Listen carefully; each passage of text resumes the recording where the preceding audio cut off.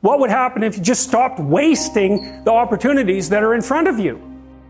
You have no idea how efficient people get. It's off the charts. I often ask undergraduates how many hours a day you waste or how many hours a week you waste. And the classic answer is something like 4 to 6 hours a day. You know, inefficient studying, watching things on YouTube that not only do you not want to watch, that you don't even care about, that make you feel horrible about watching after you're done. That's probably 4 hours right there. You know, you think, well, that's 25 hours a week. It's 100 hours a month. That's 2.5 full work weeks. It's half a year of work weeks per year.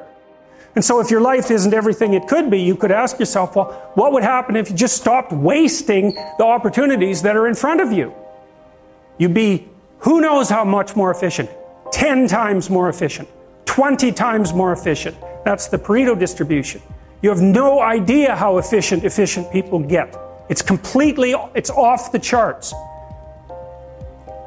Well, and if we all got our act together collectively and stopped making things worse, because that's another thing people do all the time, not only do they not do what they should to make things better, they actively attempt to make things worse because they're spiteful or resentful or arrogant or deceitful or homicidal or genocidal or all of those things all bundled together in an absolutely pathological package.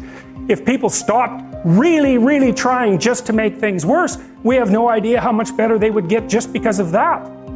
You know, if you take people, and I've told you this, and you expose them voluntarily to things that they are avoiding and are afraid of, you know, that they know they need to overcome in order to meet their goals, their self-defined goals. If you can teach people to stand up in the face of the things they're afraid of, they get stronger.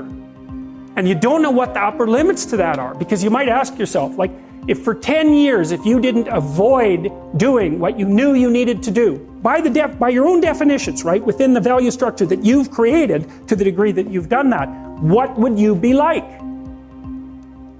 Well, you know, there are remarkable people who come into the world from time to time, and there are people who do find out over decades-long periods what they could be like if they were who they were, if they spoke their being forward. And they get stronger and stronger and stronger, and we don't know the limits to that. We do not know the limits to that. And so you could say, well, in part, perhaps the reason that you're suffering unbearably can be left at your feet, because you're not everything you could be, and you know it.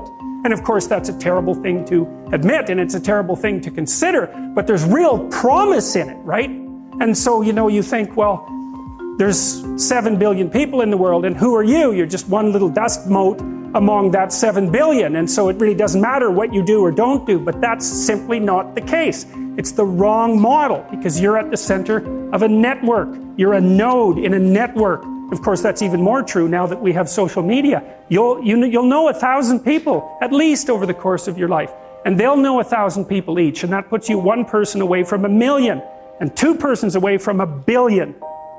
And so that's how you're connected, and the things you do, they're like dropping a stone in a pond. The ripples move outward, and they affect things in ways that you can't fully comprehend. And it means that the things that you do and that you don't do are far more important than you think.